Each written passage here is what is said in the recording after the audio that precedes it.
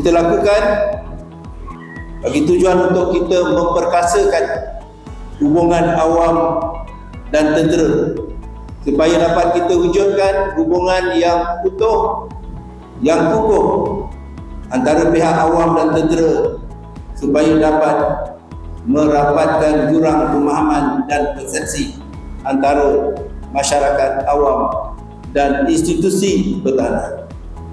Melalui penglibatan aktif rakyat, kita dapat budayakan handro, kita dapat bangunkan patriotisme, kita dapat bangunkan keyakinan rakyat terhadap institusi tentera dan memastikan masyarakat awam bersedia hadapi berbagai bentuk ancaman, termasuk ancaman bukan tradisional.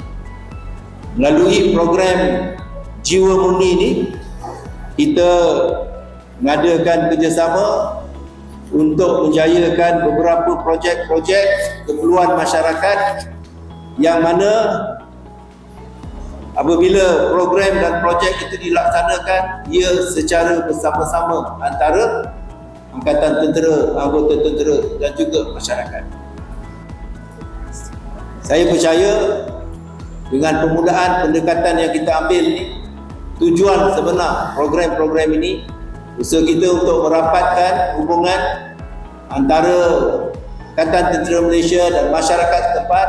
InsyaAllah negara kita akan terus selamat, negara kita akan terus berdaulat dan negara kita akan dapat terus kita pertahankan.